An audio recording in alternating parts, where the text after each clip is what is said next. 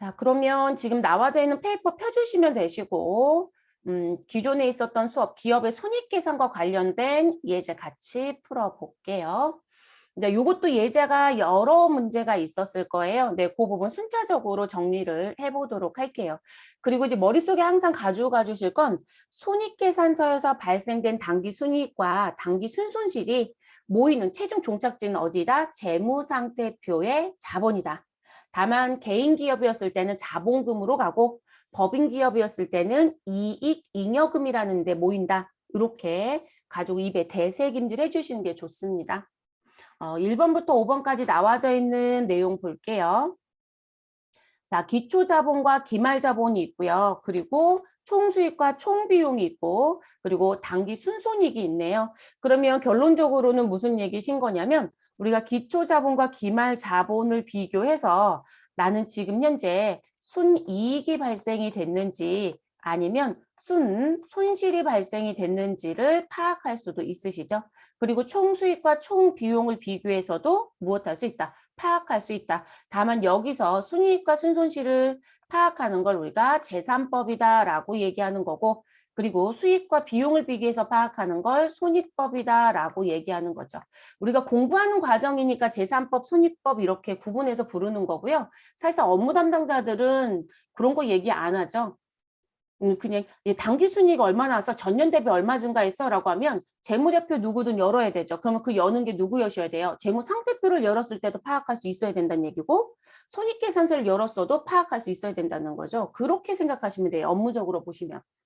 자, 그리고 우리가 일반적으로 양수의 금액은 뭐로 봐주시면 되고 이익, 음수의 금액은 뭐로 봐주시면 되고 손실. 자, 그럼 지금 기초자본과 기말자본 1번을 보시면 기말자본이 10만 원이고요. 기초자본이 8만 원이에요. 그럼 기말자본이 더 크다는 얘기네요. 그럼 결과론적으로 나는 지금 현재 얼마에 2만 원의 이익이 있었다라고 하는 결론이 나오는 거죠. 자, 총수익과 총비용도 모두 다 보여줬어요. 자, 총수익이 총비용보다 크네요, 여러분. 자, 그래서 총수익은 5만 5천 원이고 총비용은 3만 5천 원.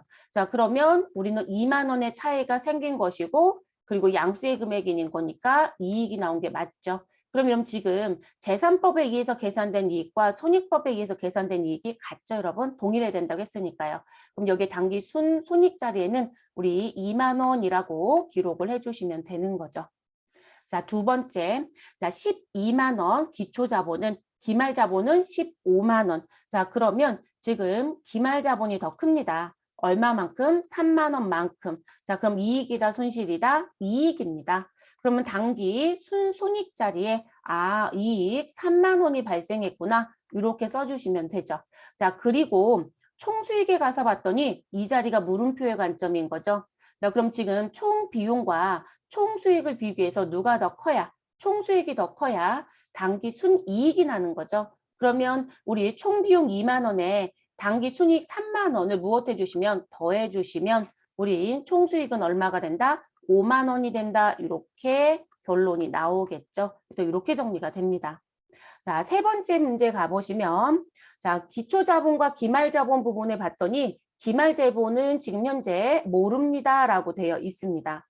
자, 그러면 이런 문제가 출제가 된다면 당연히 총수익과 총비용이든 아니면 당기 순손익자리든 누군가 줬을 거예요.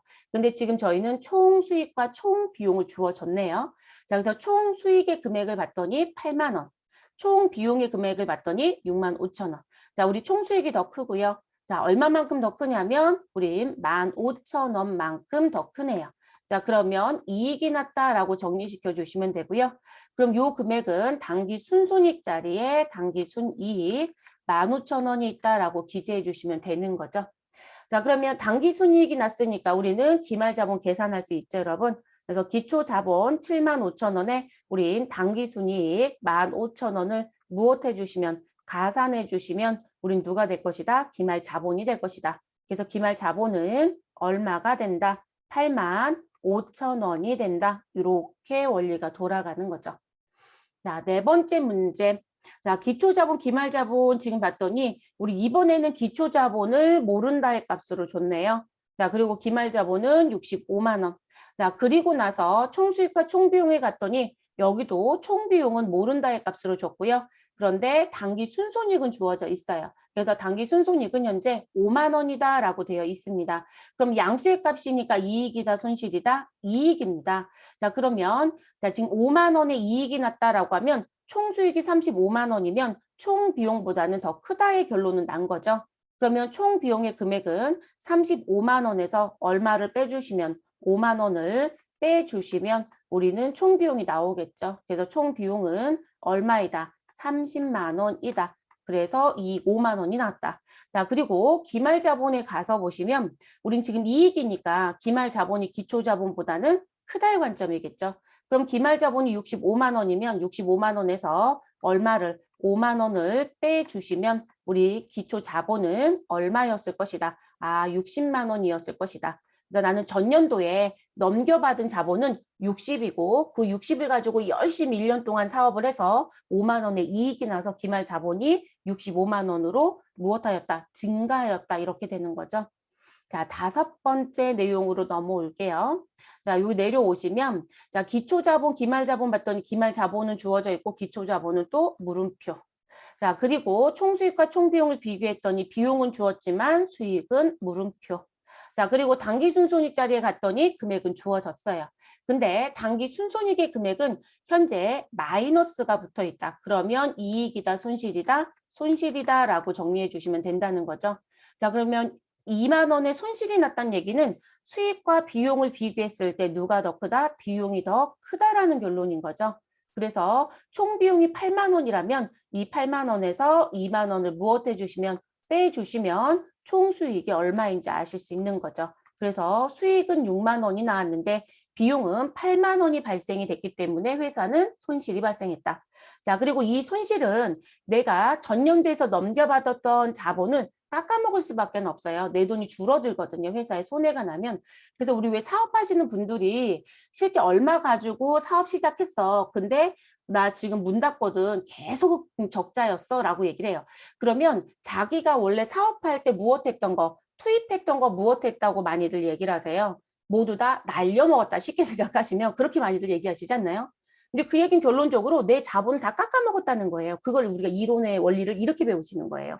그러면 기말 자본 25만 원이 됐다라는 얘기는 기초보다는 작아졌다는 얘기인 거니까 우리는 25만 원에 손실난 2만 원이 더해져야 되는 거죠. 계산의 원리로 간다라면 그래서 기초 자본은 얼마였다? 27만 원이었었다. 이렇게 결론이 나는 거죠. 그래서 정리를 해주시면 됩니다. 요건 뭐 다시 한번 말씀드리지만 회계 1급 급수에서는 잘 안 내요. 다른 거로 묶어서 낼 거다라고 말씀드렸고요. 그래서 요 문제는 회계 2급에서 자주 내는 문제예요. 근데 거기서는 원리를 다 배우고 올라와야 회계 1급이 가능하니까. 그래서 그런 문제였고요. 자, 그 다음 6번째, 그러니까 예제 1번에 6번부터 12번 들어가서 볼게요. 자, 6번부터 12번에 나와 있는 내용을 읽고 맞으면 O, 틀리면 X라는 걸 가로 안에 해달라라고 얘기하네요. 그러면 여러분 해주시면 되는 거죠. 뭐 이거에 뭐 큰 문제 없으신 것 같고요. 자, 재무상태표 자산의 합계는 우리 부채 자본의 합계액과 일치하지 않는다. 여러분 제가 이거 반드시 일치해야 된다고 했었죠. 그래서 자기 자리가 회계는 정해져 있다. 그래서 우리가 약속하고 들어왔었던 부분이 재무상태표였다라고 말씀을 드리면 무슨 부분? 자, 차변이 왼쪽인 거죠. 대변이 오른쪽인 거죠. 반대로 얘기하면 오른쪽을 대변이라고 부르고 왼쪽을 차변이라고 부르자. 그러면 차변이 자기 자리인 건 누구이다? 자산이다. 자, 그럼 내가 자산의 합계가 100이었다라고 하면 대변의 자기 자리인 누가 들어올 것이다? 부채와 자본이 들어와야 될 것이다. 라고 말씀을 드렸었죠. 그래서 부채가 지금 현재 60이라면 자본은 40일 것이다. 반대로 여러분 자본이 부채보다 더 클 수도 있어요. 그게 문제가 되진 않겠죠. 그러면 차변의 합계는 얼마이고 100이고 대변의 합계는 얼마이고 100이다. 반드시 차변의 합계와 대변의 합계는 무엇 해야 된다? 일치해야 된다. 절대로 불일치가 나올 수 없다. 만약에 여러분들이 1월 1일부터 12월 31일까지 모든 업무가 끝나고 12월 31일자에 내가 무엇을 작성한다라면 재무제표를 작성한다라고 했을 때 가장 마지막에 작성하는 재무제표가 재무상태표입니다. 라는 얘기를 했었어요. 그럼 그 재무상태표를 마지막에 작성했는데 이 금액이 일치가 아니라 불일치면 재무제표 완성이 안 돼요. 그러니까 결론적으로는 우리 결산 작업이 잘못된 건지 넘겨받은 기초가 잘못된 건지 기중에 사건을 내가 잘못 처리한 게 있는지 모두 다 찾아야 됩니다. 그래서 반드시 일치해야 된다는 게 맞아요. 그러면 얘는 O가 아니라 X가 맞겠네요. 자, 그 다음 7번째, 기초 재무상태표에는, 자, 이거는 제가 말씀을 드린 적은 없어요.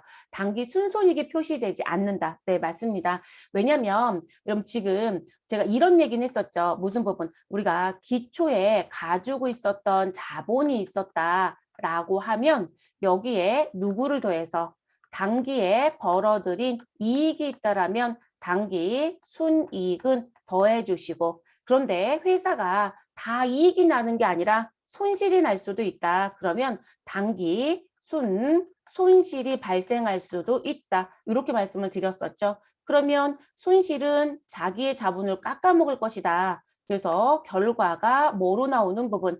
나 기말에 갖고 있는 내 돈은 얼마야라고 하는 기말 자본이 나와요. 그럼 여러분 기초 자본에는 당기에 벌어들인 1월 1일부터 12월 31일에 벌어들인 당기 순이익 또는 순손실이 보인다 안 보인다? 안 보이는 게 맞는 거죠, 여러분. 그렇죠? 여기 더하거나 빼서 기말 자본이 나오잖아요. 그러니까 기초 재무상태표에는 당기에 벌어들인 당기 순손익은 안 보이는 게 맞아요, 여러분. 그래서 이 부분은 언제 보일 것이다? 기초 재무상태표가 아니라 기말 재무상태표겠죠. 네, 우리 금년도 사업이 다 끝나고 나서 무엇하는 거? 작성되는 재무제표에 표시가 되는 거죠. 이해되셨을까요? 그래서 표시되지 않는다라는 얘기 맞는 표현입니다. 자, 기말 자본에는 당기 순손익이 무엇되어 있다? 포함되어 있다. 조금 전에 이거 설명드리면서 보이냐 안 보이냐 얘기할 때 다 끝난 거죠? 네, 포함되어 있는 게 맞습니다. 자, 그 다음 손익계산서는 일정 시점에 재무상태를 나타내는 일람표이다. 여러분 일정 시점에 재무상태를 나타내는 일람표는 손익계산서가 아니라 재무상태표이다라고 봐주셔야 되겠죠. 네, 그래서 재무상태표. 그러면 결론적으로 이 표현은 잘못된 거죠. 됐을까요? 자, 손익계산서는 우리 일정 시점이 아니라 1월 1일부터 12월 31일까지 벌어들인 부분에 대해서 그래서 일정 기간에 무엇을 보여준다? 우리 일정 기간에 기업의 경영 성과를 보여주는 거죠. 그래서 경영 성과를 보여준다라고 하는 게 손익계산서. 자, 지금은 아예 제가 문구를 전혀 다른 문구를 드렸잖아요. 근데 출제자가요.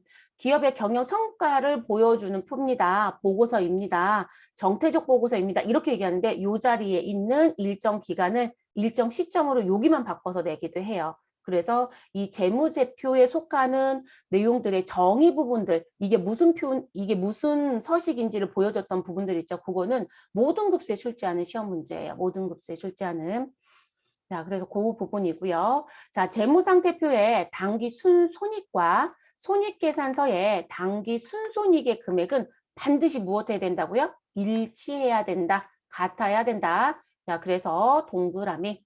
자, 재무상태표 작성 시 외상매출금, 받으러움, 미수금을 무엇하여? 통합하여 매출채권을 표시한다. 틀렸죠, 여러분? 우리가 어제 이제 저희 형주 씨가 물어본 질문사항 부분 때문에 형주님이 물어본 것 때문에 제가 미수금이 매출채권으로 들어가는 회사도 간혹 있어요. 그래서 우리가 기본적으로 세팅값으로 제공하는 매출채권에 미수금이 없으면 여러분 직접 포함하는 행위도 하시긴 해야 합니다라는 얘기를 했었거든요. 근데 시험은 그렇게 출제하고 있다, 안 하고 있다? 안 하고 있다. 시험은 무슨 업으로 시험을 출제를 하고 있다?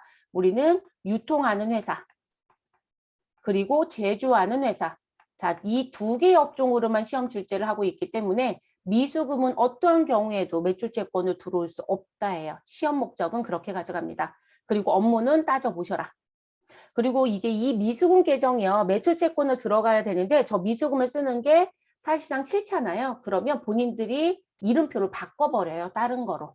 네, 자기네 매출의 이름이 보이게끔 바꿀 수 있거든요. 자, 그래서 저희가 계정 과목 및 적요 등록이라는 걸 프로그램에서 배워요. 근데 배우는 취지를 지금처럼 설명을 드리면서 매번 얘기하는데 취지는 싹 다 버려요. 왜일까요? 그냥 입력만 하면 3점 얻을 수 있거든요. 그러니까 다 입력만 하고 계세요. 이게 왜 하는 건지를 아시고 가셔야 되는데 업무를 하실 때는. 그래서 이건 X입니다. 자, 재무상태표 작성 시 외상매입금 지급 어음을 통합해서 우리는 뭐로 얘기하고요? 매입 채무로 표시하는 거 맞죠, 여러분? 여긴 동그라미. 그래서 외상매출금의 반대편에 있는 사람은 외상매입금, 지급 어음의 반대편에 있는 사람은 받을 어음. 이렇게 가야 되겠죠. 그러면 매입 채무와 매출 채권도 반대 개념으로 등장하는 거죠. 그래서 매출하는 사람이 가지고 있는 받을 권리가 채권이고, 자, 지금 사온 사람, 매입한 사람이 갚아야 될 빚이 채무가 되는 거겠죠. 그래서 이렇게 쌍방의 관점이다. 이렇게 봐주시면 되겠습니다. 아이고, 너무 빨리 넘겼네요. 자, 그 다음 두 번째 예제로 넘어갈게요. 자, 우린 지금 현재 매출 원가를 계산해서 매출액에서 빼서 이익이 얼마 났다 이 계산을 하기는 어려워서요. 저희는 아예 당구장 표시로 뭐라고 단서를 드렸냐면, 자, 이 문제들 지금 요건 이 앞부분에서만 이렇게 풀 거예요. 뒤에 가서는 모두 다 매출했다 그러면 매가로 매출 계정을 잡고, 그리고 원가는 뒤에 가서 한꺼번에 정리하는 거 업무처럼 할 거예요. 시험도 그렇게 출제가 되고요. 왜냐면 케이스 바이 케이스로 정리하는 게 너무 일이 많아요. 그래서 대부분 기업들이 아주 작은 회사가 아닌 이상은 그 부분을 거의 쓰질 않습니다. 근데 여기서만 이렇게 갈게요. 수익 계정과 비용 계정 그냥 단독으로 표기하고 끝낼 거라서.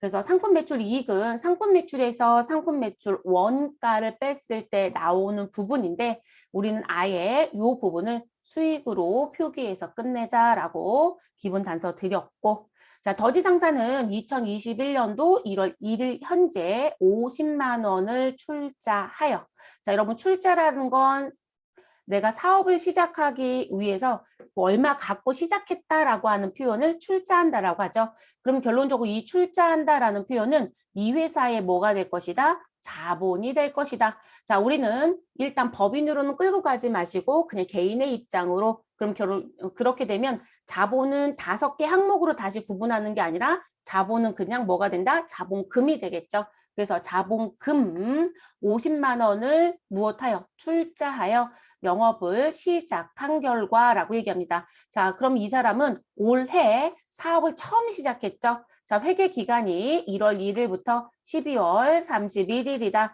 라고 얘기를 하면 이 사람은 현재 몇 번째 사업 연도를 맞이했을까요? 첫 번째죠. 그래서 우리가 업무할 때 그때를 뭐라고 부른다? 1기라고 얘기합니다. 자, 2022년도가 되면 2기라고 될 거고요. 그 다음 연도가 되면 3기 이렇게 넘어가는 거예요. 그래서 1기입니다. 자, 2021년도 12월 31일에 재무 상태와 자, 기간 중에 수익과 비용의 내용은 다음과 같다라고 얘기합니다. 자, 2021년도 12월 31일 재무상태표와 손익계산서를 작성. 자, 12월 31일의 재무상태는 이런 상황이고 1월 1일부터 12월 31일 동안 벌어들인 경영성과는 이런 상황입니다. 라고 얘기를 하네요. 자, 우리 재무상태라고 하는 건 일정한 점을 찍어서 얘기한다. 그래서 재무상태로 보여주는 건 우리 1년 동안 발생된 전체 합을 보여주는 것이다. 아니면 잔액을 보여주는 것이다. 잔액을 보여주는 거라겠어요, 여러분. 그래서 어제 제가 잠깐 그런 얘기를 했었죠. 우리가 은행이나 아니면 외부에 재무대표를 낼 때 재무대표가 아닌 서류도 내는 게 있다. 그게 내가 전체 발생된 걸 보고 싶다. 합계 다 보여줘. 그리고 얼마 남겨져 있는지도 같이 볼 수 있는 합계 잔액 시산표라는 서식이 같이 움직이고 있다. 이런 얘기 잠깐 했었죠. 자, 경영 성과로 보여주고 있는 건 1월 1일부터 12월 31일에 발생된 걸 누적적으로 쌓은 거 여러분. 자, 이것도 잔액을 보여주는 건 맞긴 한데요. 사실상 특별한 변수가 없으면 이 잔액은 누구와 거의 유사하다. 우리 합계와 거의 유사하다. 결론적으로는 우리가 1월 달에 월급을 줬다. 근데 10,000원이 나갔대요. 그럼 2월 달에 또 10,000원이 나갔대요. 종업원의 변화는 없어요. 그럼 여러분 1월에 10,000원, 2월에 또 10,000원, 3월에 또 10,000원, 결론적으로 10,000원 곱하기 12달 하면 난 1년 동안 급여 얼마가 나갔다? 12만 원이 나갔다. 그럼 급여라고 하는 부분에 12만 원이 떡하니 자리를 잡고 있겠죠? 그러면 그 이 12만 원이 소멸되는, 감소되는 이유가 없다라고 하면 그 12만 원이 그대로 손익계산에 보여지는 거예요. 그래서 잔액이 모인다라는 얘기는 맞지만 그 잔액이 재무 상태표하고는 다르게 무슨 부분? 합계의 의미에 가까워요. 합계의 의미에 가깝습니다. 자, 그래서 이런 정보가 있다라고 보여드렸고, 그럼 우리 이제 뭘 해야 될까요? 작성하러 가고 싶은 거죠. 자, 이걸 기준으로. 자, 그런데 손익계산서를 먼저 작성한다. 재무 상태표를 먼저 작성한다. 반드시 경영 성과를 먼저 작성한다. 자, 이유는 오늘 시작할 때도 말씀을 드렸지만 경영 성과라 함은 내가 얼마를 벌었고 벌기 위해서 얼마를 썼고, 자, 그래서 우리는 당기에 벌어들인 이익이 얼마인지 아니면 손실이 얼마인지를 얘기할 거예요. 그러면 여기에서 벌고 또는 손해난 부분이 어디로? 재무 상태표에 어디로 갈 것이다? 자본으로 갈 것이다. 이렇게 말씀을 드렸잖아요. 그러면 자본을 확정을 시키려면 우리는 당기순손익이 계산되지 않으면 재무상태표는 무엇할 수 없다? 완성할 수 없다. 마무리 못해 여러분. 재무대표 작성을 완료시킬 수 없어요. 그래서 반드시 손익계산서 먼저 한다. 그러면 이 사람은 2021년도 1월 1일에 사업을 처음 시작했습니다. 그러면 그때 시작할 때 투입한 출자한 현금 50만 원은 뭐가 된다? 여러분 이게 기초자본금이 되는 거죠. 난 기초자본금 얼마가 있었다? 50만 원이 있었다. 우리 무엇한 금액? 금년도에 처음 출자한 금액. 그쵸? 그래서 출자금이 50만 원 있습니다. 여기에 내가 당기에 무엇이 있으면 벌어들인 이익이 있으면 더하고 손실이 있으면 뺄 거예요. 그래서 당기 순손익이 더해지거나 빼서 뭐가 나올 것이다. 나는 기말에 자본금이 얼마였습니다. 라고 얘기가 되겠죠. 됐을까요? 근데 그렇게 움직이는, 그러니까 이거 계산을 해야죠. 그래서 손익계산서부터 먼저 작성한다.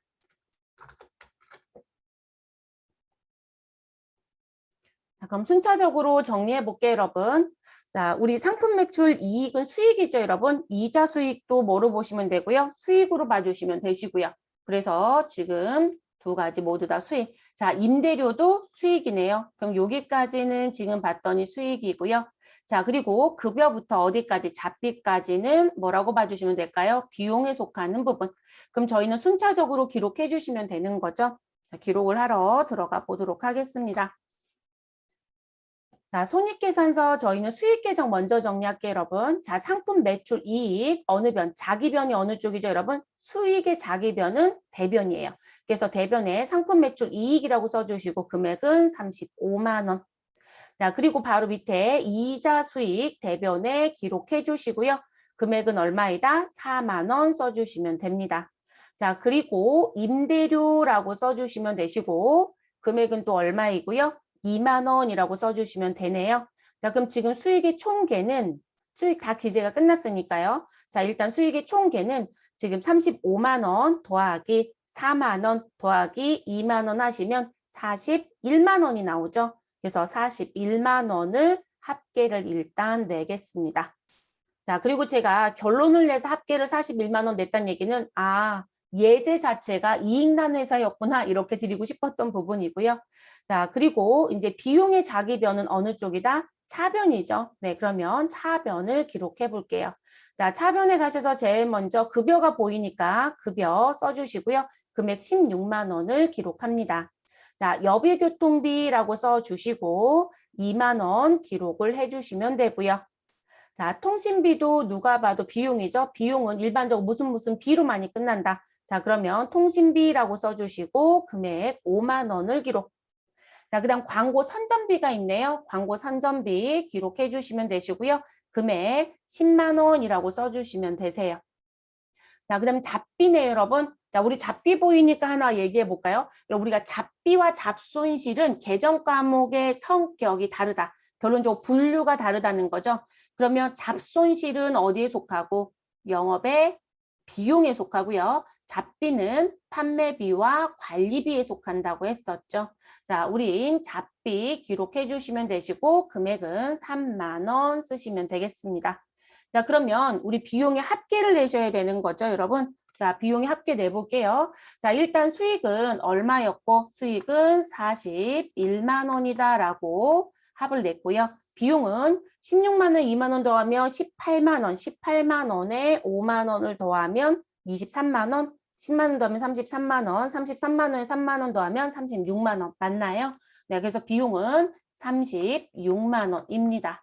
자, 그럼 지금 수익과 누구를 비교했더니 비용을 비교했더니 누가 더 크다? 수익이 더 크다. 그럼 결과는 무엇이다? 이익이 났다. 그러면 우리 이제 여기서 여러분 지금 캐치할 것 중에 또 하나 뭐냐면 지금 손익계산서 작성할 때 여러분 어느 변에 이익이 나오는지가 보여지잖아요. 또는 어느 변에 손실이 기재가 되는지가 보여지죠.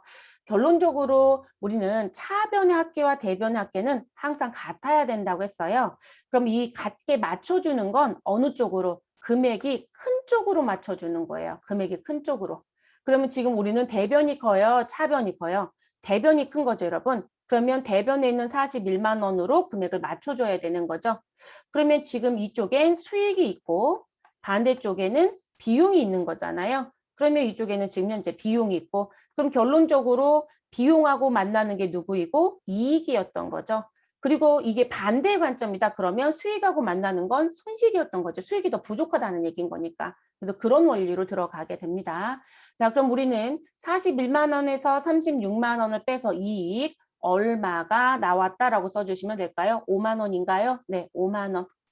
자, 그럼 이 자리에 뭐라고 써주시면 될까요? 우리 당기에 벌어들인, 에휴, 글씨가 왜 이 모양일까요? 저는 지울게요.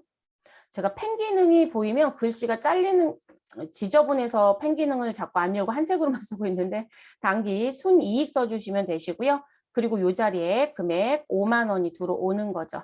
자, 차변과 대변의 금액의 합은 같다라고 했으니까 이 5만 원 계산됐고 결론적으로 이 자리의 금액은 41만 원이란 결론이 나는 거죠. 이제 그렇게 움직이는 부분. 됐을까요? 그래서 정리해 주시면 됩니다. 이건 어제 계산해서 한번 봤던 부분이죠, 여러분? 네, 그래서 나온 부분이고요. 자, 그러면 당기순이익 5만 원 계산이 끝났으니까 이제 어디로 넘어가면 될까요? 재무상태표로 넘어갑니다. 그러면 여기서 미리 결론 내고 갈게요. 앞에서 봤었던 부분. 자, 미리 결론 내는 건 뭐냐면 자, 이 회사가 사업을 시작할 때 가지고 있었던 누가 있었다? 기초자본금. 그렇죠? 출자금이요. 자, 기초자본금 얼마 있었죠? 얼마 갖고 사업 시작했다? 50만 원. 자, 근데 지금 손익계산서 작성이 끝났어요. 우리는 더하기를 해요? 빼기를 해요? 더하기. 그쵸? 네, 왜냐면 당기에 벌어들인 이익이었어요. 그래서 당기 순이익. 자, 그 금액은 얼마였다? 우리 5만 원. 자, 그래서 결론은 뭐가 나왔다? 나는 기말 자본금은 얼마로 마무리가 될 것이다. 기말 자본금은 55만 원으로 마무리가 되어야 하는 거죠. 이렇게 해서 넘어가는 부분이에요. 다만 저희는 지금 그냥 서식의 이해도만 보는 거기 때문에 회계 처리를 하나도 안 하고 있는 거예요. 이거 여러분 그냥 넘어가지 않고요. 뭔가 하는 회계 처리가 있어요. 그리고 컴퓨터를 쓰면 좋은 점이 뭐냐면 그 넘기는 회계 처리를 컴퓨터가 자동으로 해요. 네, 자동으로 하고요. 그래서 그 문제가 시험에 출제가 되면 죄다 다 틀려요. 왜일까요? 그냥 전산에 너무 치중을 하는 거죠. 그러니까 그런 회계 처리가 있는지 어떻게 넘어가는지 아예 관심이 없어요. 근데 그거를 컴퓨터에서 물어보기에는 역부족이에요. 그래서 컴퓨터로는 안 물어봐요. 그러니까 전산 시험에 내기가 어렵다는 거죠. 그러니까 이론으로 그걸 원리를 물어보면 이런 걸 배운 적이 있나? 이렇게 많이들 생각을 하시더라고요. 그래서 우리가 실질적으로 이렇게 넘어가는 부분에 회계 처리가 있어야 넘어가는 거예요. 그냥 대체가 되지는 않습니다. 자, 55만 원이란 기말자본금 나온다고 말씀을 드렸고, 자, 그리고 재무상태표를 작성할 땐 우리는 무슨 부분으로 기재하자? 우리 이 부분에 쓸 때는 통합이라는 거로 묶어서 가자. 그래서 현금이라고 쓰지 않고요. 묶어서 통합 계정 과목으로 가자. 이렇게 말씀을 드렸습니다. 그러면 현금 30만 원과 당좌예금 20만 원은 통합으로 묶어요, 안 묶어요? 묶죠, 여러분. 그래서 우리가 통합 계정 과목에 가장 대표적인 게 누가 있다? 현금 및 현금성 자산이 있다라는 표현을 했었습니다. 그래서 외부에 우리가 정보 이용자들한테 보여줄 땐 현금 30만 원이야 이렇게 보여주지 않아요. 현금 및 현금성 자산 50만 원이야 이렇게 보여줍니다. 자, 정기 적금이 있고요. 이거는 금융상품으로 가면 되겠네요. 자, 그리고 외상 매출금이 있네요. 이런 외상 매출금은 누구랑 묶어서? 받을 어음과 묶어서 우리 뭐라고 부를 수 있다? 매출 채권이라고 부를 수 있다. 없다. 이렇게 말씀을 드렸죠. 그리고 정기 적금 40만 원 같은 경우는 사실상 단기 금융상품에 들어가요. 대표적으로. 그러면 여러분 단기 금융상품 그리고 단기 대여금 그리고 단기 매매 증권은 묶어서 뭐라고도 통합으로 표시할 수 있다. 단기 투자 자산이라는 통합으로도 표시할 수 있다. 이런 얘기도 했었죠. 자, 상품은 재고자산인데요. 재고자산은 통합은 없었습니다. 자, 건물. 자, 건물이라든지 구축물, 뭐 기계장치를 묶어서 설비자산이란 통합 계정을 쓸 수는 있지만 회사에서는 중요하다라고 보는 자산 중에 하나이기 때문에 통합 표시는 거의 하지 않는다라고 말씀을 드렸었고, 자, 외상매입금 지급 어음은 우리 부채에 속하는 계정 과목이죠. 그런데 부채에서 유일하게 통합이 있었죠. 누구요? 상거래에서 발생된 채무입니다. 갚을 빚입니다라고 얘기하는 매입 채무. 자, 그래서 이 부분은 매입 채무로 통합해서 갑니다. 자, 단기 차입금도 있네요. 그러면 이제 통합으로 표시할 것까지는 정리가 끝났어요. 그러면 저희는 누구부터 표시하자? 자산부터 표시할게요. 그러면 지금 보여주고 있는 부분의 어느 변? 차변이 자산이 들어와야 되는 자기 자리이고 그리고 우리 대변에는 부채와 자본이 들어오겠죠. 네, 그 원리에 맞춰서 기록을 해보도록 하겠습니다. 자, 자산은 현금 및 현금성 자산 제일 먼저 써주시고 왜냐면 유동성 배열 맞춰주셔야 되니까. 자, 그리고 금액은 30만 원 더하기 20만 원 하시면 50만 원. 자, 그리고 단기 투자 자산이 그 다음 순으로 들어오죠. 자, 단기 투자 자산이라고 하시고 금액은 얼마? 40만 원밖에 없네요, 여러분. 40만 원 이렇게 쓰시면 되고요. 자, 그리고 외상 매출금 지금은 받을 어음은 없어요, 여러분. 네, 이따라면 같이 합해서 매출 채권이라고 써주시면 되는 거고 금액은 얼마? 35만 원 기록해 주시면 됩니다. 자, 그러면 여러분 현금, 현금성 자산부터 매출 채권까지가 무슨 자산이다? 자, 우리 자산은 반드시 유동과 비유동을 구분해라. 그리고 유동 자산을 먼저 기록한다. 그리고 유동 자산의 가장 맨 위에 올라야 되는 게 당좌 자산. 당좌 자산 기록이 끝나면 그 다음에 누가 들어가고요? 재고 자산. 그러면 상품은 재고 자산에 속하죠. 자, 그러면 상품이라고 써주시고 금액은 얼마? 45만 원이라고 써주시면 됩니다. 자, 그 다음 재고자산 끝나면 우리는 비유동자산 기록해야 되죠. 근데 비유동자산에 제일 먼저 등장하는 건 투자자산이에요. 근데 지금 투자자산이 없거든요.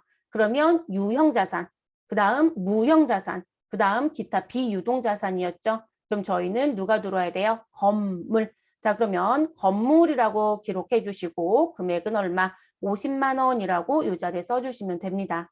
자, 그럼 지금 이 회사 같은 경우는 이익이 난 회사예요, 여러분. 그러면 자산의 전체 합계는 지금 대변에 있는 부채와 자본이라는 부분의 합으로 결론이 끝나겠죠. 그리고 그 자본은 우리 사업을 시작했던 50만 원보다는 증가했다는 결론을 내고 들어온 거예요.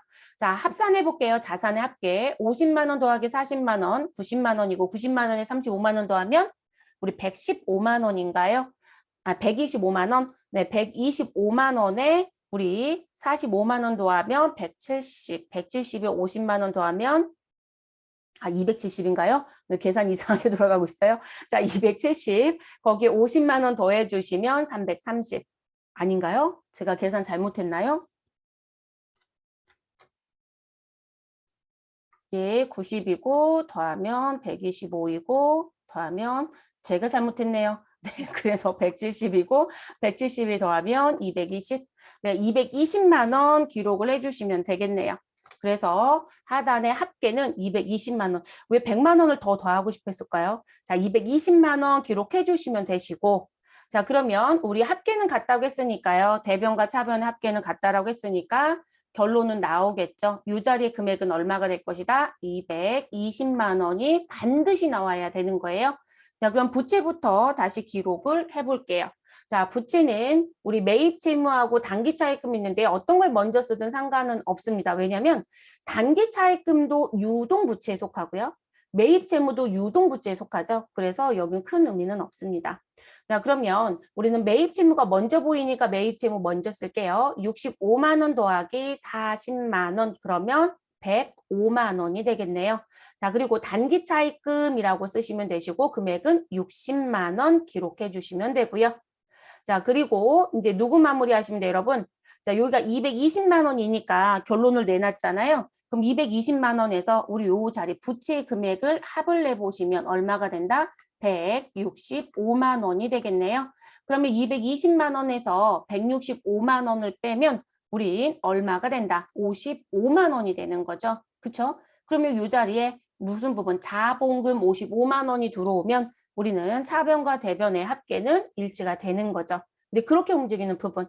그래서 220에서 부채 금액 165만 원을 빼면 자본금은 55만 원이다. 근데 우린 기초가 50이고 단기에 벌어들인 이익 5만 원이 있어서 기말 자본금 55만 원이 된다. 이렇게 보여드린 거고요. 그리고 여러분 이게 실제 12월 31일 우리 2021년도 12월 31일이라고 하는 보고기간 종료일에 재무상태표를 작성을 하면 자본금 아래쪽에요. 이렇게 빨간색으로 단기에 이익이 났는지 손실이 났는지 기록이 돼요, 여러분. 네, 그래서 단기 순이익 5만 원이라고 보여집니다. 그래서 본문 자체에 이렇게 빨간색으로 기록하는 걸 우리가 주기라고 얘기해요. 주기, 빨간색 글씨로 쓰는 것. 그러니까 주석은 별도의 서류를 아예 만드는 거였어요. 그래서 그런 건 주석이라고 얘기하고 본문 자체에 빨간색으로 쓰는 걸 주기라고 합니다. 근데 이 주기는 재무제표로 인정하지 않습니다. 네, 재무제표 인정하지 않는다는 거. 그리고 이제 제가 빨간색으로 쓴다라고 말씀을 드리지만 요즘은 페이퍼 출력하면 저게 다 따라 나오잖아요. 그럼 제가 컬러 프린터를 쓰지 않는 한 제가 빨간색으로 인쇄가 될까요? 인쇄가 당연히 안 되겠죠. 네, 그래서 그냥 가로로 표시돼서 나온다 이렇게 보시면 될 겁니다. 그래서 항상 자본 쪽 맨 하단에 무슨 부분 단기에 손익계산서에 발생됐던 그 이익이 얼마가 나서 자본금에 얼마 영향을 줬는지 자본에 얼마 영향을 줬는지 이렇게 가로로 표시가 된다. 그런 걸 주기라고 얘기한다. 됐을까요? 그래서 이렇게 움직이는 부분. 그래서 우리가 손익계산서의 이익과 우리 재무상태표의 이익과 또는 손실이 같다라는 부분이 그냥 맹목적으로 계산을 해서 금액을 일치시키는 게 아니라 손익계산서에 발생된 게 자본으로 넘어와서 가지고 있던 자본을 증가시키거나 감소를 시켜요. 그래서 기초랑 기말의 금액을 비교해 보니 차이가 있더라. 그 차이가 손익계산서에서 넘겨받은 대체된 이익이나 손실이었다라는 것 때문에 일치한다라는 얘기를 우리가 하고 있는 거예요, 여러분. 그렇게 이해를 하고 가시면 좋을 것 같습니다.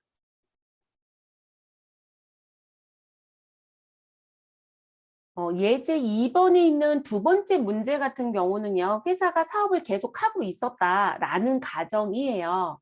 그래서 사업을 지금 현재 계속하고 있었다라고 하면 우리가 전기라는 데서 넘겨받은 정보가 있겠죠. 그래서 저희가 이런 얘기를 했었습니다. 재무 상태표하고 손익계산서를 놓고 봤었을 때 손익계산서는 기존에 있었던 정보를 가지고 오지는 않는다라고 했어요. 그래서 손익계산서는 그 회계 기간이 1월 1일부터 12월 31일까지이다라고 하면 그 단기에 발생된 정보만 보여주는 거라고 말씀을 드렸었고, 그런데 재무상태표라고 하는 부분은 재무상태표라고 하는 부분은 우리가 전기에 있었던 정보가 있었다라면 그 정보를 가지고 온다라고 했어요. 그래서 우리가 이월한다라는 표현을 했었거든요. 그 이월이 재무상태표하고 관련된 부분이에요.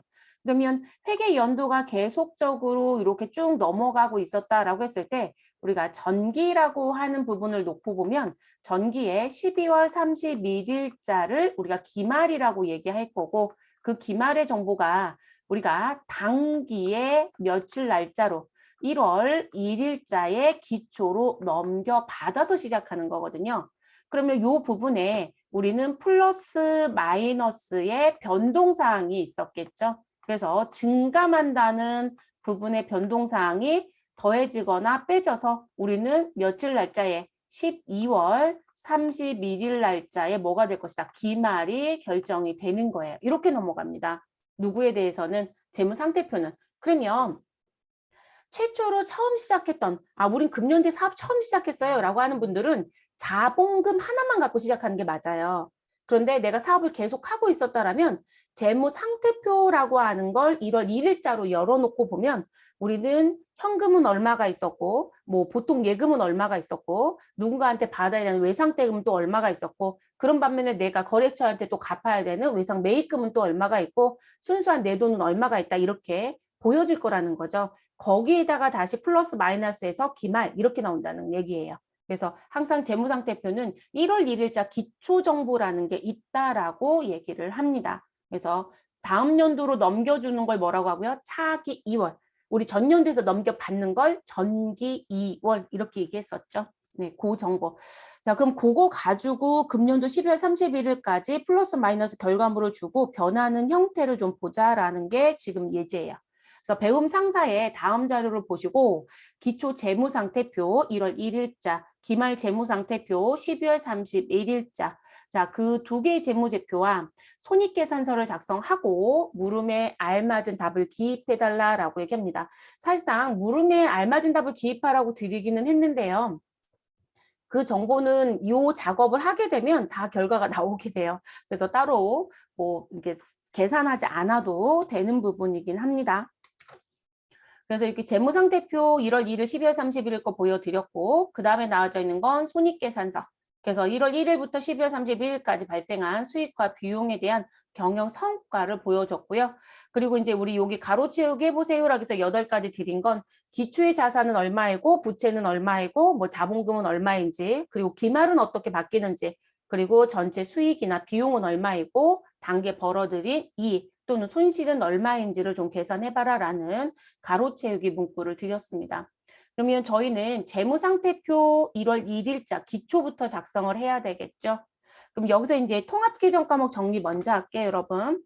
자, 현금, 당좌 예금부터 쭉 등장이 됩니다. 우리 현금, 보통 예금, 당좌 예금, 현금 및 현금성 자산을 묶어서 우리는 현금 및 현금성 자산이라고 하는 통합 계정 과목으로 쓰고요. 자, 단기 매매증권, 단기 대여금, 단기 금융상품을 묶어서 우리는 단기 투자 자산이라고 얘기를 합니다. 그래서 여러분 단기 매매 증권을 처분하잖아요. 그러면 우리 어제 수업할 때 단기 매매 증권 처분 이익이라고 써요라고 얘기했어요. 근데 그거를 단기 투자 자산 처분 이익이라고 회계 처리해도 문제가 되지 않아요. 왜냐면 통합 표시가 가능하기 때문에. 그래서 가끔 시험 공부하실 때 이상하다. 누구는 단기 매매 증권 처분 이익이라고 하는데 누구는 단기 투자 자산 처분 이익이라고 얘기한다. 뭐가 맞아요라고 하시는데 통합의 표시가 있기 때문에 어떤 거로 써든 문제가 되지 않아요. 그래서 시험을 출제하는 출제위원들은 본인들이 통일해서 써야 편하잖아요. 그러니까 다 세팅값을 맞춰주고 사실상 출제를 하고 있습니다. 자, 그리고 외상 매출금, 그리고 누구야? 받을 어음에 대해서는 통합계정을 쓸 땐 뭐라고 쓰자? 매출 채권이라는 것으로 통합해서 쓰자. 라고 얘기했고요. 자, 그리고 여러분 지금 보면 단기 매매증권 30만 원이 이쪽에 있었는데 단기 대여금이 아래쪽에 있었네요. 자, 요 두 개를 무엇 하셔야 돼요? 묶어서 가야 되겠네요. 자, 상품은 재고자산이고요. 건물은 유형자산이죠. 그럼 여기까지가 자산.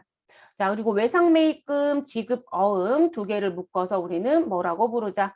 우리는 유동부채에 속하는 매입 채무라고 부르죠. 네, 통합 계정 과목이고요. 단기 차입금 있고 미지급금 있습니다. 자, 지금 현재 보면 여기까지 이제 부채인데요. 부채는 다 유동부채밖에 없네요. 네, 비유동부채는 현재 없습니다. 자, 저희는 어디부터 자산부터 정리를 할게요. 그래서 자산의 자기변은 차변입니다. 그래서 차변에 자산부터 기록. 그럼 현금 및 현금성 자산이 가장 먼저 보일 것이다. 그리고 금액은 20만 원 더하기 20만 원 하시면 40만 원 기록해 주시면 되고요. 그리고 단기 매매증권, 단기 대여금 15만 원과 30만 원 더해 주시면 우린 단기 투자 자산은 얼마? 45만 원 기록해 주시면 되는 거죠. 그리고 나서 이제 들어와야 되는 게 매출 채권. 자, 매출 채권은 외상 매입금밖에 없습니다. 금액 그대로 25만 원 기록해 주시면 되는 부분. 그 다음에 써주실 건 이제 당좌 자산 끝났으니까 재고 자산 순서. 자, 상품이라고 써주시면 되겠죠.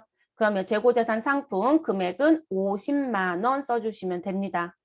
자, 그리고 이제 당좌자산, 재고자산 다 끝났으니까 우리는 유동자산 기록은 다 끝났어요. 그 다음엔 비유동자산. 자, 투자자산 지금 현재 없고요. 그 다음 유형자산을 기록. 자, 유형자산은 건물이 있네요. 그럼 건물이라고 쓰시고 금액은 100만 원이라고 기재하시면 됩니다.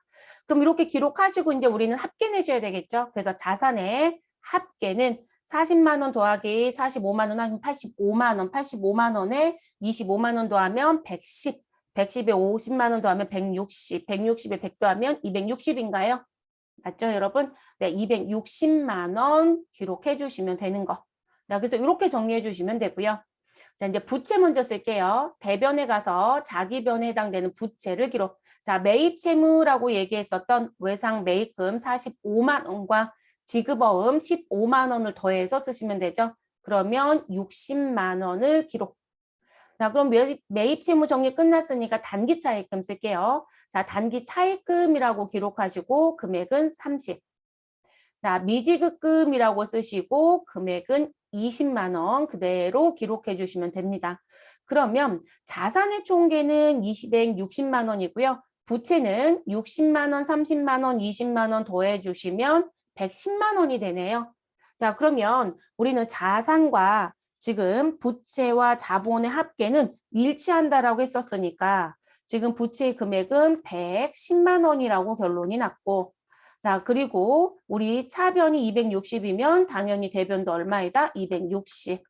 그러면 이 자리가 260이니까 이 자리에 들어오는 자본금은 260만 원 마이너스 110 하면 우리 전년도에서 넘겨받아서 금년도 1월 1일자 기초로 시작하는 자본금은 얼마이다? 150이다 라는 결론이 나와지는 거죠. 네, 그렇게 움직이는 부분. 자, 그러면 260만 원 기록하시고 자본금이라고 대변에 쓰시고 금액 150만 원 정리하시면 끝나는 부분입니다. 지금 저희는 처음 하는 회계이다라는 관점으로 제가 수업을 하니까 이제 손으로 다 쓰잖아요. 실제 여러분 이게 프로그램에 들어가면 저희가 기초정보 이런 걸 기초정보라고 해요. 기초정보 입력하는 걸 수업을 할 거예요. 근데 기초정보 입력하는 부분은요. 회사가 사업을 계속하고 있었다라고 하면 기초정보를 매해마다 넣지 않아요. 왜냐하면 우리가 12월 31일자 모든 업무가 끝났어요. 그러면 다음 연도 1월 1일자로 넘겨주는 우리가 왜 2월 한다라고 했잖아요. 그 2월하는 작업 키가 있어요. 그게 이제 프로그램에서는 마감 후 2월 한다라는 메뉴가 있습니다. 그래서 그거 눌러주면 우리가 지금 현재 보여드리는 2021년도 1월 1일자의 이 정보가 전년도 12월 31일자의 정보잖아요. 그대로 다 넘겨져요. 자동으로 넘어온다는 거죠. 그런데도 불구하고 프로그램에서 왜 기초정보 입력하는 걸 배우냐라고 하시는데 회사가 프로그램을 처음 구입할 수도 있고요. 또는 회사가 지금 기존에 썼던 프로그램에서 다른 프로그램으로 갈아탈 수도 있어요. 그러면 항상 그 정보를 컨버터해서 넣지 못한다라면 넣어주셔야 돼요. 그리고 개인 회사를 하다가 법인으로 전환을 해요. 전환입니다. 폐업이 아니라 전환이면 개인 회사에서 마무리했던 재무제표를 법인 회사 거로 다시 넣어주고 시작하시는 거예요. 폐업하고 새로 시작할 때는 그게 필요하지 않지만 그러면 기초의 정보가 어떻게 흘러가고 단기 재무제표 어떻게 영향을 주는지를 알아야 입력을 하든 잘못된 게 있으면 고치든 하시겠죠. 그래서 우리가 회계급수에서는 그 정보를 시험에 출제하는 거예요. 세무는 당연히 안다라는 관점으로 가기 때문에 그 문제가 세무부터는 출제를 안 해요. 네, 그렇게 나오는 부분이고요. 그래서 프로그램은 자동으로 형성이 된다. 이렇게 알아두시면 되고 그럼 여기서 기억하실 건 기초자본금은 150으로 놓고 시작했구나 라는 거. 자, 그리고 손익계산서로 넘어갑니다. 자, 손익계산서에 가시면 수익의 자기변은 대변이고요. 그리고 비용의 자기변은 차변입니다. 자, 어느 쪽을 먼저 쓰든 상관없지만 저희는 이익 낸 회사로 갈게요. 자, 그러면 대변에 누구부터 수익, 상품 매출 이익 45만 원부터 쓰겠습니다. 상품 매출 이익 써주시고 45만 원 이렇게 써주시고요. 자, 그리고 이자 수익도 수익입니다. 다만 이 이자 수익은 영업하고 관련이 없는 영업 외 수익이겠죠. 자, 이자 수익 기록해 주시고 금액은 8만 원. 자, 자비익 영업 외 수익이죠. 네, 영업의 수익에 있는 자비익 써주시고 금액은 7만 원이라고 기록해 주시면 되는 부분. 자, 그리고 수익이 또 있는지 봤더니 더 이상의 수익은 없습니다. 그러면 수익의 총 합계는 자 45만 원에 80만 원 그리고 8만 원 그리고 7만 원을 더해 주시면 얼마가 된다? 우리 요 금액은 60만 원이 되네요. 네, 60만 원. 자, 그러면 60만 원의 합계를 써주시면 되고요. 자, 그리고 수익이 더 컸다라면 우리 차변의 합계도 얼마일 것이다? 60만 원일 것이다. 다만 비용이 더 크다라고 하면 우리 이 자리에 60을 기록하지 못하겠죠. 금액을 바꿔주고 여기에 손실이 들어올 거고요. 자, 우리 비용 계정으로 넘어갈게요. 자, 비용 계정에 가셔서 급여 28만 원 기록합니다. 자, 보험료도 비용이죠, 여러분. 판매비와 관리비에 들어갈 거고요. 12만 원을 기록. 자, 소모품비 3만 원 기록해 주시면 되시고, 자, 통신비라는 것도 써주시고, 금액은 5만 원이라고 써주시면 됩니다. 자, 여비교통비, 여비와 교통비 합쳐진 이름표. 자, 여비교통비 써주시고 금액은 2만 원입니다. 그러면 지금 총 수익은 60만 원이고요. 총 비용은 얼마냐라는 걸 계산해 봐야 되겠죠. 28만 원에 12만 원 더하면 43만 원, 48만 원, 그리고 50만 원. 자, 비용은 현재 50만 원이네요. 그리고 수익은 현재 60만 원이었고. 자, 그러면 누가 더 크다? 수익이 더 크다. 자, 그럼 우리는 이익이다, 손실이다? 이익이다. 이렇게 얘기가 되는 거죠. 그래서 차변과 대변은 일치시켜 주셔야 하고 그 금액은 60만 원으로 결론이 나갔네요. 그리고 우리는 차변에 누가 단기에 벌어들인 이익 10만 원이 있다라고 들어와서 결론이 끝나는 거죠. 그래서 차변에 단기 순이익이라고 써주시면 되시고요. 그리고 금액은 10만 원입니다. 자, 그럼 여러분 우리가 1월 1일자에 자본금 정리하고 들어왔잖아요. 그럼 그 자본금에 10만 원이 가산이 돼서 누가 확정이 될 것이다? 기말 자본금이 확정이 되는 거죠. 그래서 우리 아까 기초 자본금 얼마였다? 150. 그럼 그 150에 단기 순이익 10만 원이 더해져서 160이 재무상태표 12월 31일자에 반드시 보여져야 해요. 원리를 따진다라고 했을 때. 그래서 그렇게 정리가 되고요. 그러면 그거까지 이제 넘어가 볼게요. 자, 그럼 그거 넘어가셔서 우리 단기분 재무상태표 12월 31일자 거 정리해 보도록 할게요. 자, 통합계정 부분은 바로 쓰면서 정리할게요, 여러분. 자, 현금 더하기 당좌 예금은 현금 및 현금성 자산. 그러면 우리는 차변에 자산을 기록하는 거니까 현금 및 현금성 자산이라고 기록하시고 금액은 35만 원 더하기 25만 원 하시면 60만 원. 자, 그 다음 단기 투자 자산. 자, 단기 투자 자산은 단기 대여금 30만 원과 우리 단기 매매 증권 30만 원과 단기 대여금 10만 원의 합으로 해주시면 되죠. 그래서 금액은 얼마? 40만 원. 그 다음 매출 채권 써주시면 되네요. 자, 지금 매출 채권은 외상 매출금밖에 없네요. 자, 매출 채권이라고 써주시고 금액은 30만 원이라고 기록하시면 됩니다. 자, 그럼 당좌 자산은 모두 다 끝났어요, 여러분. 그 다음은 재고 자산. 그럼 재고 자산은 상품이라고 기록해 주시면 되겠죠. 네, 그래서 상품 써주시면 되시고 금액 60만 원이라고 씁니다. 자, 그리고 나서 우리는 비유동 자산으로 넘어가서 투자, 유형, 무형, 기타 비유동 자산. 근데 우리 지금 현재 투자는 관계가 없네요. 없어요. 그러면 우리 건물만 기록해 주시면 되시고요. 그리고 150만 원 기록해 주시면 됩니다. 그럼 이제 자산은 지금 기록해야 되는 정보 중에 빠진 게 있는지 봤더니 다 기록이 끝난 거죠, 여러분. 그러면 60만 원부터 150만 원 건물까지 다 합산을 해주시면 우리 금액의 합이 나오겠죠. 뭐 지금 현재 이거 다 더하면 얼마 나오나요? 340, 그쵸? 네, 340만 원이 나오네요. 자, 그러면 우리는 자산의 총 합은 340 이렇게 기록해 주시면 되시고, 자, 그리고 이제 부채를 정리하러 가겠습니다. 자, 부채는 외상 매입금과 지급 어음을 합해서 우리는 매입 채무라고 하는 통합 계정으로 표시. 자, 65만 원 더하기 20만 원 하시니까 85만 원. 자, 그리고 단기 차입금 얼마 있냐면 25만 원 기록해 주시면 되고요. 자, 미지급금 70만 원도 추가 기록합니다. 그래서 미지급금 써주시고 70만 원. 그러면 우리 부채의 총계가 나와야 되죠, 여러분. 자, 85만 원, 25만 원, 70만 원 더해 주시면 되네요. 그러면 180만 원인가요? 네, 부채의 총계는 180만 원이 됩니다.